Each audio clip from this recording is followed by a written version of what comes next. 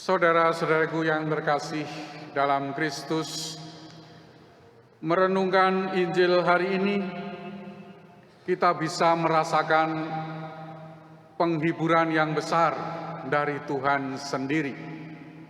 Karena kita tahu melalui sabda Tuhan sendiri, dikatakan oleh Tuhan Yesus, Allah mengasihi kita.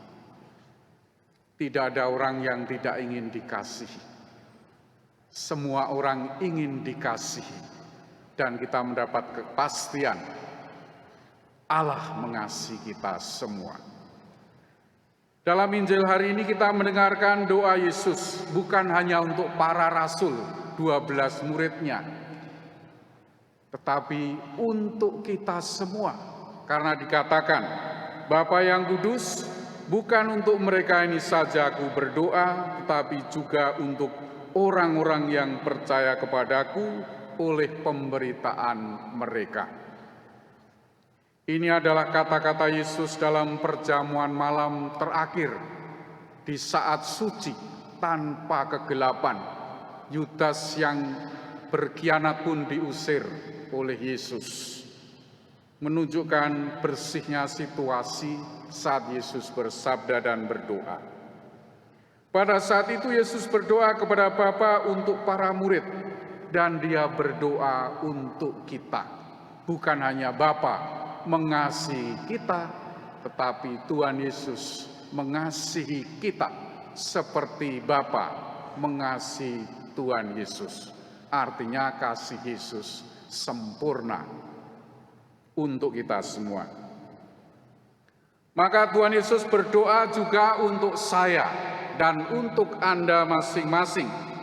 Karena saya dan Anda sekalian adalah orang-orang yang percaya melalui pewartaan para rasul, baik melalui kitab suci maupun para pewarta yang mewariskan iman kepada kita.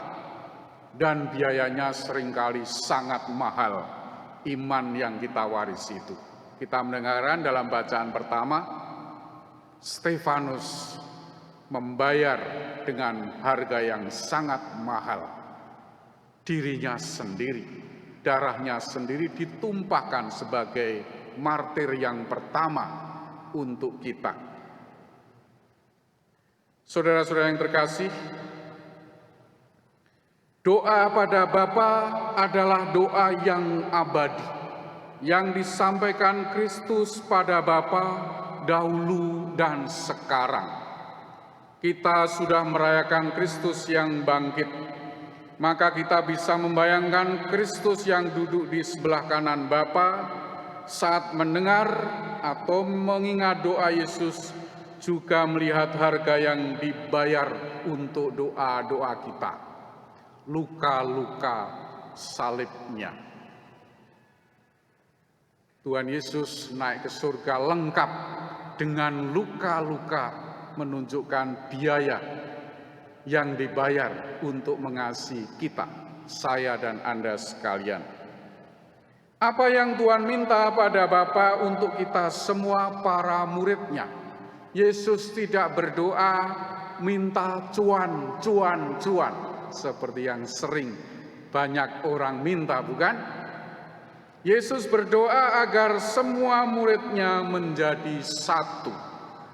Seperti Bapa di dalam Yesus dan Yesus di dalam Bapa. Kesatuan Bapa dan Yesus itu sedemikian utuh sampai Yesus mengatakan kepada Filipus, barang siapa telah melihat aku, ia telah melihat Bapa.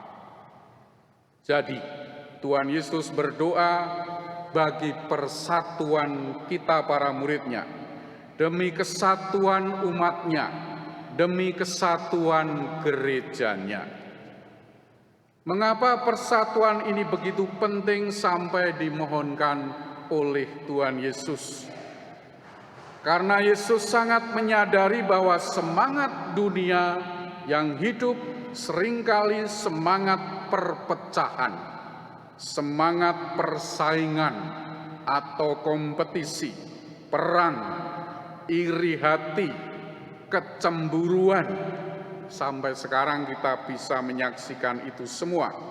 Semangat itu juga hidup di dalam keluarga-keluarga kita, dalam komunitas-komunitas kita, bahkan dalam gereja kita keseluruhan. Seringkali ditelusupi semangat itu juga kalau kita lengah. Itulah mengapa Yesus memohon kesatuan seperti Bapa bersatu dengan Yesus sendiri. Kesatuan yang sangat erat karena kasih. Perpecahan dan perang karena ketakutan yang saling mengancam membuat kita sedih. Dan dampaknya menghancurkan satu sama lain. Saya teringat salah seorang tamu kita di katedral ini. Saya tanya, Anda dari gereja mana? Saya dari gereja Rusia yang sayangnya menyerang negara saya, menghancurkan kota-kota saya. Menurut Paus Fransiskus, inilah tantangan bagi kita semua orang Kristen untuk tidak meninggalkan ruang untuk perpecahan di antara kita, tidak membiarkan semangat perpecahan bersih maharajalela di dalam keluarga, komunitas, dan gereja kita. Semangat perpecahan itu dimasukkan oleh iblis, bapa dari segala kebohongan. Kita harus selalu mencari persatuan atau mengupayakan persatuan dengan menghindari kebencian, hoax, gosip, baik di dunia nyata maupun di dunia maya, baik di media sosial maupun WA kita. Kalau saya menerima hal-hal seperti itu seringkali tidak pernah saya balas. Saya berharap orang merasakan itu ya. Ngajak gosip, katanya curhat, ya, isinya gosip. Ya. Kita harus berusaha hidup dalam kesatuan karena itu yang diharapkan Tuhan. Tuhan berdoa agar kita berhasil dalam hal ini. Tetapi janganlah kita hanya mengandalkan Tuhan berdoa. Karena kita menyadari pentingnya persatuan, kita juga harus ikut dalam doa ini. Jika kita membaca kisah para rasul dari awal, kita akan melihat bahwa pertengkaran, penipuan juga mulai ada di sana. Kita ingat akan Ananias dan Safira yang menipu para rasul tentang harga tanah yang dijual. Itu ada dalam kisah para rasul. Di tahun-tahun awal itu kita menemukan perpecahan, kepentingan pribadi, egoisme juga masuk. Maka membangun persatuan sungguh suatu perjuangan, sehingga doa Yesus, doa dan usaha kita semua penting sekali. Yesus berdoa saat itu, dia berdoa untuk gereja, berdoa untuk saya dan Anda semua, untuk gereja agar kita mengambil jalan persatuan ini dan mengupayakan persatuan.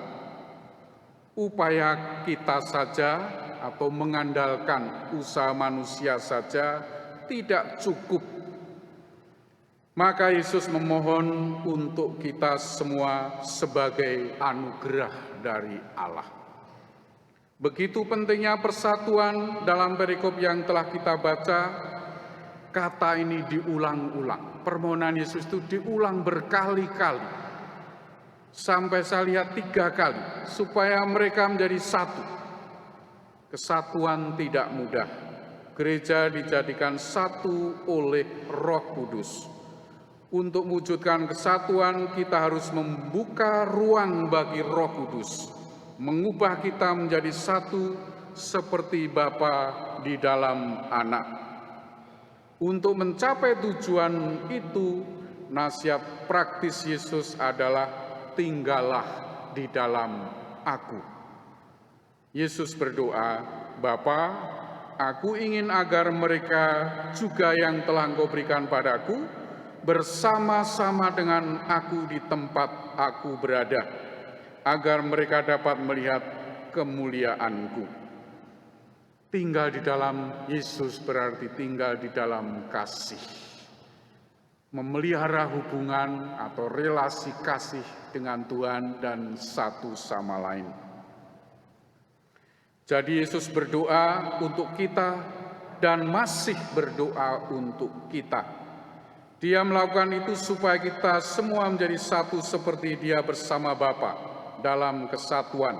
Maka marilah kita tidak mudah menghakimi orang, membenci orang, dan tidak melakukan hal-hal yang menentang persatuan.